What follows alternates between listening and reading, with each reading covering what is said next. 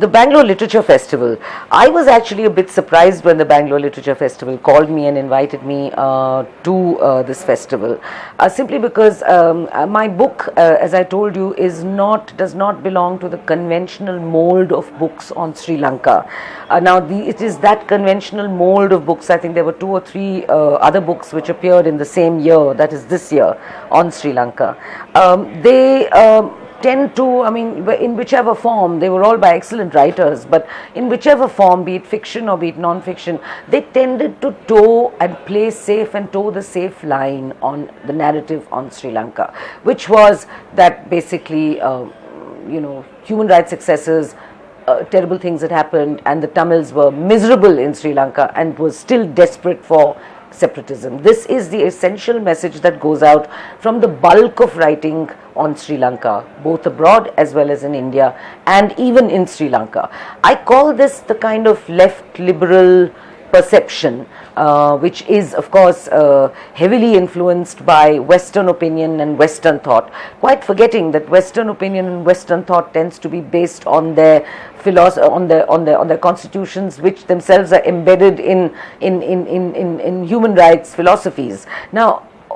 all this is wonderful, all this is fine, but it is that very human rights philosophy and those constitutions of the West that gave rise to that took on and supported hundreds and thousands of fleeing Tamil tigers who settled there in the name of a freedom struggle, who received an education, who received the best of benefits in those countries, and they systematically built up the LTTE in Sri Lanka to fight a bitter war. They sent the weapons, they sent the money. So I find it's quite hypocritical, the attitude. So when the BLF called me and asked me to come, I was quite surprised, because I thought, why would they be interested in a book that is essentially not sort of the average populist and popular opinion on Sri Lanka. But I soon learned why, and I learned why latest by when I encountered the organizers of the festival, and I was on a television debate about to my mind rather silly controversy that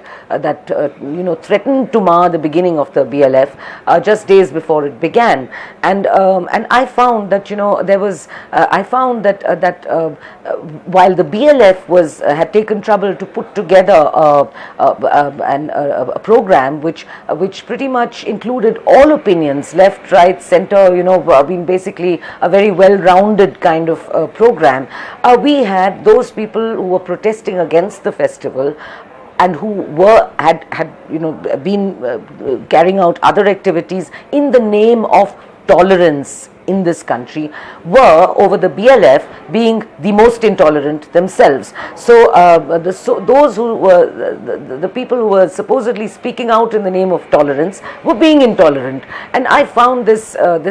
quite absurd, and I became even more interested in the festival. And I must say, I've been attending most of the seminars, and I love the way it's been organized. I think it has a very, very bright future, and what I especially like about it is that here the focus is all about books,